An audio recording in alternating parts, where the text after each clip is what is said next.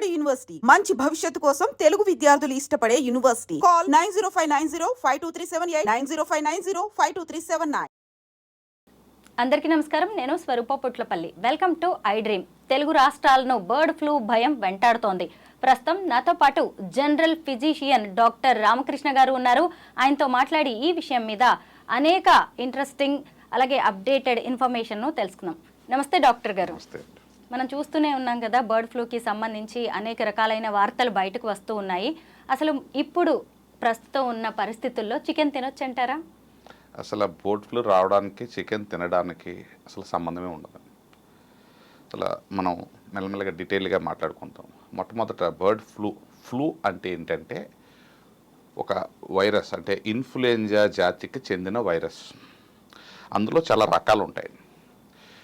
Bird flu అంటే avian flu, అంటే పక్షుల్లోకి ఎక్కువగా వచ్చే జాతి, అదొక సబ్ కేటగిరీ. ఇన్ఫ్లుయెంజా వైరస్లో ఒక సబ్ కేటగిరీ. అలాగే మనుషులకు వచ్చేది ఒక రకం ఉంటుంది, అలాగే పందులకు వచ్చేది ఇంకొకటి ఉంటుంది. దాన్ని స్వైన్ ఫ్లూ అంటాం. సో బర్డ్ ఫ్లూకి వచ్చే వైరస్, బర్డ్స్కి వచ్చే వైరస్ ఎక్కువగా బర్డ్స్కి వస్తూ ఉంటుంది. చాలా అరుదుగా మనుషులకు వస్తూ ఉంటుంది. రెండు, పందులకు వచ్చేది ఎక్కువ పందులకు వస్తూ ఉంటుంది. కానీ ఇన్ఫ్లుయెంజా వైరస్ అనేది, ఈ వైరస్ ఎటువంటి వైరస్ అంటే నిత్యం వాతావరణానికి వాటి జీన్స్కి మధ్య జరిగే సంఘర్షణ. అంటే ఒక్కొక్కసారి వేడి, చలి ఈ వ్యత్యాసం ఎక్కువైనప్పుడు, వాతావరణంలో ఆ పార్టికులేట్ మ్యాటర్ క్వాలిటీ తేడా వచ్చినప్పుడు కానీ, అంటే ప్రతి సంవత్సరం వచ్చే మార్పులకు అనుగుణంగా అందులో ఆ జీనెటిక్ మార్పులు ఉంటాయి. దాన్ని యాంటీజెనిక్ డ్రిఫ్ట్, యాంటీజెనిక్ షిఫ్ట్ అని అంటారు. ఇలా మారిపోతూ ఉండడం వల్ల ఏమవుతుందంటే రూపాంతరం చెందుతూ ఒక సంవత్సరానికి ఎన్నిసార్లు రూపాంతరం చెందుతుందో వైరస్ తెలియదు. సో మనకు ఒక్కసారి ఒక వైరస్ వచ్చిందనుకోండి, సోకిందనుకోండి, మనకి దానికి వ్యతిరేకంగా ఇమ్యూనిటీ డెవలప్ అవుతుంది. అది ఇంకొకసారి వైరస్ని రానివ్వదు. కానీ ఒక నెల రోజులకో 2 నెలలకో మళ్ళీ అందులో రూపాంతరం చెంది ఇంకొక రూపంలో వస్తుంది అదే వైరస్. సో ఇలాగే బర్డ్స్కి కూడా ప్రతిసారి సీజనల్గా అలా వస్తూ ఉంటుంది. వస్తూ ఉన్నప్పుడు దానికి ఎప్పుడైతే కొన్నిసార్లు ఏమవుతుందంటే ఆ రూపాంతరం చెందినప్పుడు ప్రమాదకరంగా రూపాంతరం చెందుతుంది. సో బర్డ్ ఫ్లూ అనేది ఎప్పుడూ ఉంటుంది, కానీ కొన్నిసార్లు డెడ్లీ, అంటే ప్రమాదకరంగా రూపాంతరం చెందినప్పుడు ఎక్కువ కోళ్ళు చనిపోతూ ఉంటాయి. అప్పుడు మాత్రమే మనకి అడావిడంతా జరుగుతూ ఉంటుంది. First point. Second point, bird flu ఉంటే వాటితో, అంటే కోళ్ల ఫారాల్లో నివసించే వ్యక్తులకి ఏదన్నా కొంచెం రిస్క్ ఉండొచ్చు, కొంచెం, అది కూడా వెరీ మైల్డ్. ఒక సామాన్యుడికి అది సోకే అవకాశం ఎక్స్ట్రీమ్లీ రేర్ అండి. సో కోళ్ల ఫారాల్లో పనిచేసే కూలీలు అసలు ఎంతమంది సిక్ అవుతున్నారో ఫస్ట్ మనం చూడండి. నాకు తెలిసి అయితే బర్డ్ ఫ్లూ వచ్చినప్పుడు ఎప్పుడు కూడా కోళ్ల ఫారాల్లో పనిచేసే ఏ కూలీలు, అంటే మాస్గా, అంటే మొత్తం కోళ్ల ఫారాల్లో పనిచేసే కూలీలు అందరూ అడ్మిట్ అయ్యారు, లేకపోతే ఇంత majority of the people working there ఇలా సిక్ అయిపోయారు అని నేను ఎక్కడ ఇప్పటివరకు చదవాల. సో దీన్ని బట్టి మనకి ఏమర్థం అవుతుంది? అసలు బర్డ్ ఫ్లూ మనుషులకి ప్రమాదం కాదనేది అయితే మనకు తెలుస్తుంది. సెకండ్ పాయింట్, ఓకే, ఆ వైరస్ బర్డ్లో ఉందనుకుందాం. అది అక్కడి నుంచి కోళ్ల ఫారం నుంచి ట్రావెల్ చేసుకుంటూ వచ్చేటప్పుడు మధ్యలో పోనవచ్చు. చికెన్ షాప్లో కోడిని చంపేసిన తర్వాత పూర్తిగా పోవచ్చు. అప్పటికీ దాని శరీరంలో ఆ వైరస్ ఉన్నా కూడా మనం చికెన్ ఉడికించినప్పుడు అది కూడా చనిపోతుంది. సో ఒకవేళ చికెన్ ఉడికించిన తర్వాత చనిపోకపోతే మనం తిన్నప్పుడు కడుపులో డైజెస్ట్ అయిపోతుంది. సో అంటే ఆ బర్డ్ ఫ్లూ వచ్చినప్పుడు చికెన్ తినడం వల్ల వైరస్ రావడం అనేది అసలు జరగని పని అండి. కానీ బర్డ్ ఫ్లూ వచ్చినప్పుడు కొన్నిసార్లు ఆ వైరస్ మనుషులకు ఇన్ఫెక్ట్ అవ్వచ్చు. ఎవరికి? కోళ్ల ఫారాల్లో పనిచేసే వాళ్ళకి, వారి కుటుంబ సభ్యులకి ఏదైనా కొంచెం రావచ్చు. లేదు ఏదైనా వ్యాన్ వెళ్తున్నప్పుడు ఆ గాలికి ఏదైనా వైరస్ వచ్చి మనకు రావచ్చు. కానీ ఇప్పటివరకు జరిగిన రిపోర్ట్స్లో, మనకి రీసెర్చ్లో ఎప్పుడు కూడా ప్రమాదకరంగా వచ్చిన అవకాశాలు ఏమీ కనిపించలేదు. ఇది ఫ్లూ వైరస్ వరకు చూసుకోండి, bird flu especially.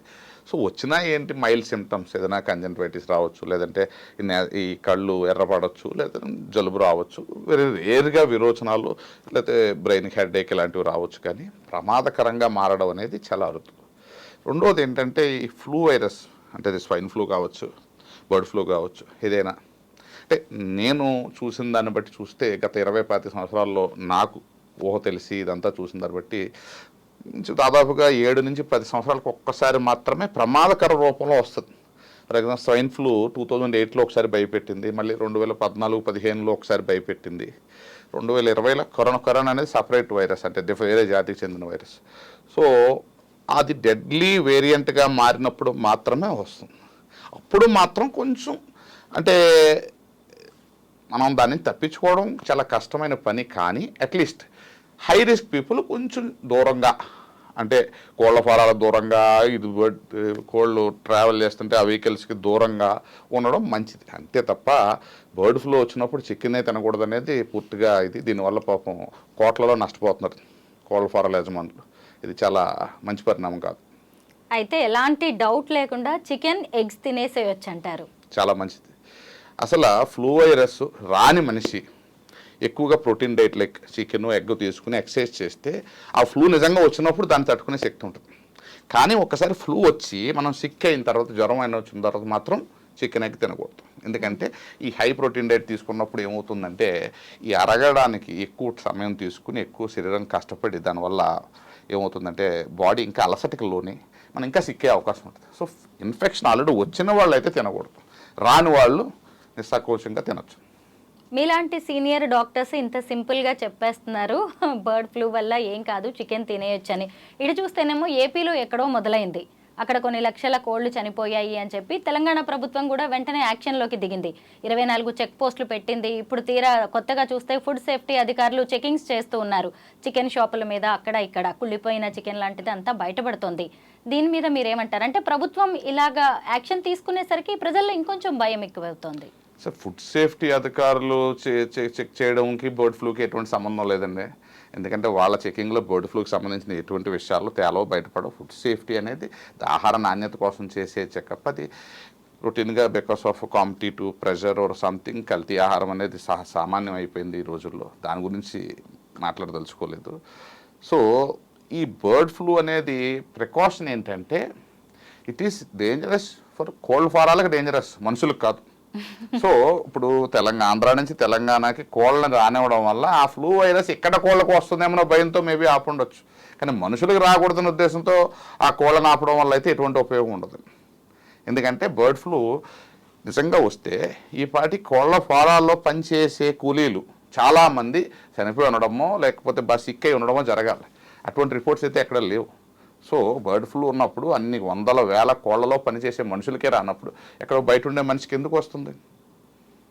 So undoubtedly ఇది కష్టం, చాలా రావడం అనేది కష్టం. ఒకవేళ వచ్చినా తీవ్రంగా ఉండడం అనేది కష్టం.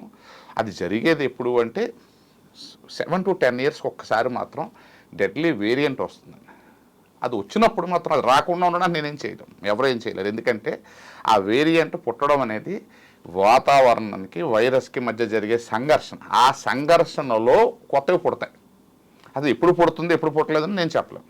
జస్ట్ లైక్ కరోనా వైరస్ పుట్టినట్టు ఎక్కడో చైనాలో ల్యాబ్లో పుట్టిందన్నారు.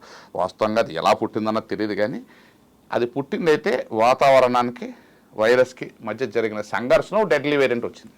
అయితే పౌల్ట్రీ రైతులు, అక్కడ పనిచేసే వాళ్ళు ఎలాంటి జాగ్రత్తలు తీసుకోవాలంటారు? సో జాగ్రత్తలు అంటే ఎప్పుడు కూడా ఏదైనా వైరస్ వచ్చినప్పుడు ఎక్కువ హై వైరల్ లోడ్ ఉన్నప్పుడు దాని నుంచి తప్పించుకోవడం అనేది జరగని పని. ఫ్లూ వైరస్ అనేది కూడా ఎలాంటి వైరస్ అంటే మైక్రోస్కోప్లో కూడా కనిపించినంత చిన్న పదార్థం వైరస్. సో దాన్ని ఫిజికల్గా ఆపితే అది ఆగిపోతుంది, రాదు అనే నోషన్ అయితే తప్పు. కానీ ఏంటంటే కోళ్ళ ఫారాల్లో పనిచేసేవాళ్ళు మేబీ ఆ వైరల్ లోడ్ తగ్గడానికి కొంచెం ఈ ఫిజికల్ ప్రొటెక్షన్ తీసుకుంటే ఇన్ఫెక్షన్ రాకుండా అయితే ఆగదు, కానీ అట్లీస్ట్ లోడ్ తగ్గుతుంది. బట్ వచ్చిన అంత డేంజరస్ కాదు. ఎస్పెషల్లీ ఈ డైలీ వేజ్ లేబరర్స్, వర్కర్స్కి అయితే అంత ప్రమాదకరంగా ఉండే అవకాశం అసలు ఉండదు.